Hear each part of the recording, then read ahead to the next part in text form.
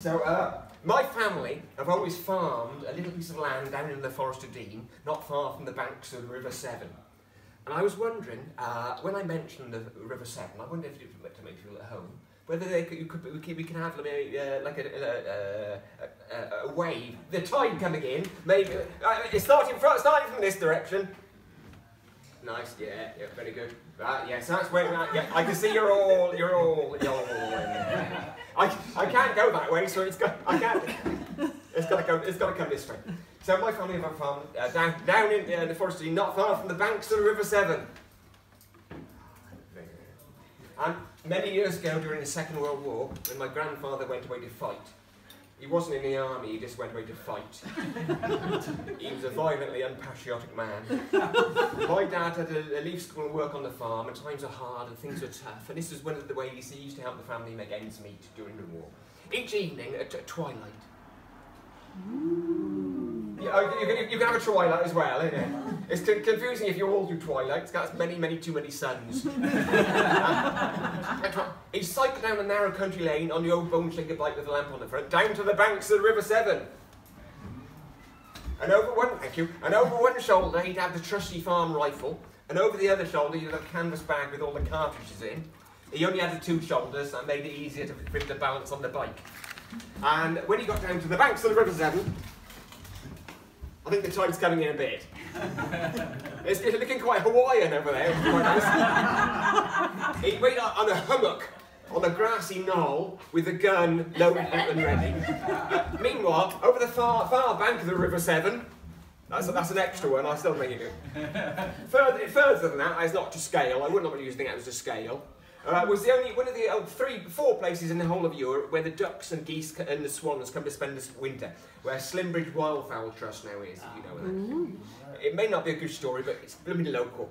And each evening at twilight, these birds would rise out of the water as one, darkening the skies with their wings, and fly over in a huge arc before landing back in the same place where they started to set off from. Whether they want to, I don't know, give their wings a bit of exercise, I don't know.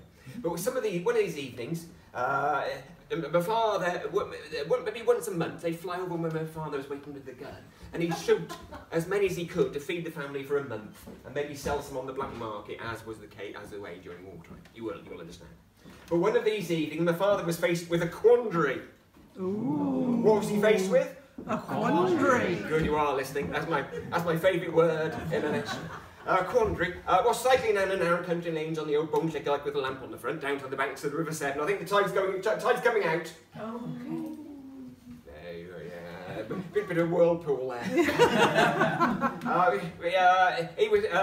When these beautiful flock of birds flew over his head, he raised the gun above his head. Not like that would have been no good at all. He aimed like that, and he took aim not at one of the ducks that was flying just over his head, but a huge swan high up in the. That's a plane, that isn't it? That's more like it. It's not a fixed wing. It's not a fixed wing swan. And he took aim and he fired. I do my own sound effects. And the bullet shot in the air like a bullet. And it hit the swan right in the white meat, the bit the old queen used to like. And it died instantly. It fell like a stone from the sky. And as it fell, it hit a goose that was flying underneath it and knocked it unconscious. And it too fell from the sky like a stone. From the sky like a stone. Yes, that's right. As these two birds fell, they hit other birds who were flying underneath them, knocking them unconscious too. And like a delicately balanced house of cards, there were birds falling all over the place.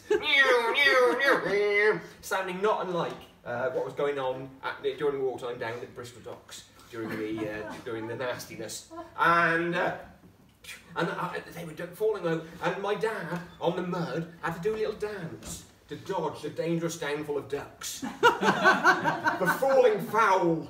Oh. The plummeting poultry were landing in the mud with a soft, little mushroom cloud of feathers, and my father would jump on them and wring their necks.